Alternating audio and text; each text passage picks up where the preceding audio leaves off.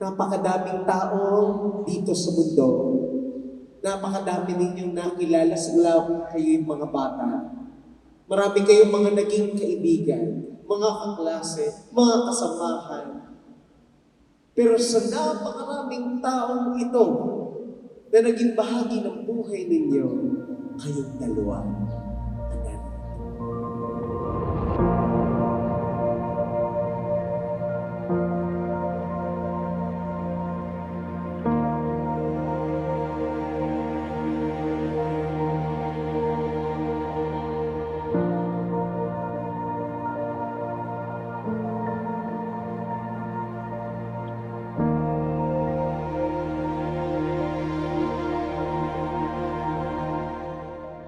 Nagkakilala kami nung college. Transfer siya from NU. Tapos ako naman ay organization president sa university. So pag may mga bagong transfer, so ini-interview ko agad. Ang tawag ko pa sa kanya nun ay kuya. Kasi naniningil ako kung magkano yung t-shirt na binayad niya sa akin. Tapos natarayan ko siya nun kasi medyo matarik kasi ako nung college. Tapos naging mag-tropa ko talaga kami. Kasama namin siya sa mga gala, sa mga inuman, ganyan. Tapos yun, naging mag-boyfriend-girlfriend kami, umamin siya sa akin. May crush daw siya sa akin, tapos yun, medyo magaan yung love ko sa kanya dahil nga mag-tropa na siguro kami. Sinagot ko na siya noong March 17.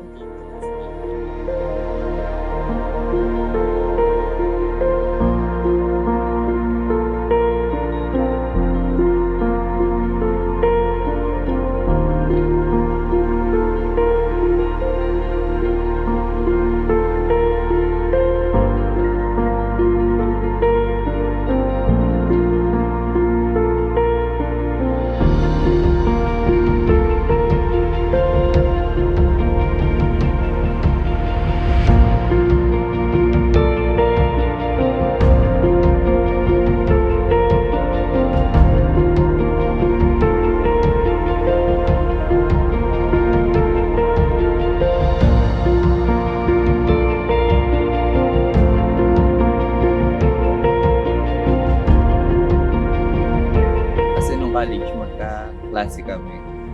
Then, yun, hanggang nagkakilala kami, kausap-usap. Nung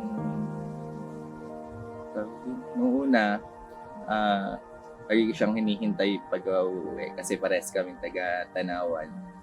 Tapos, ayun, hanggang tumagal, naging, iba na yung tingin ko sa kanya.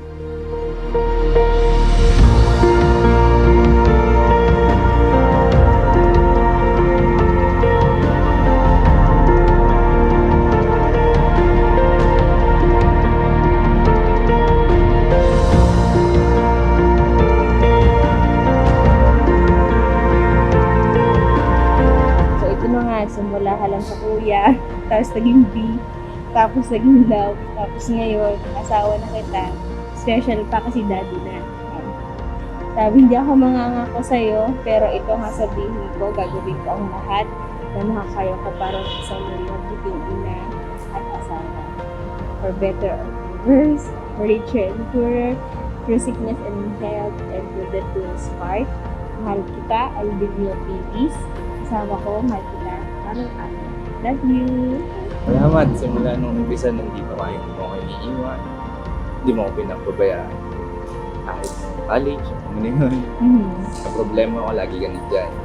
Ngayon, may trabaho na tayo, tutanda na tayo, and lahat ng problema, lagi kasama. Sana sa mga susunod, sa kasayahan nila. Wala na problema. Alam ko naman hindi mawawala yung problema, pero kakayanin na.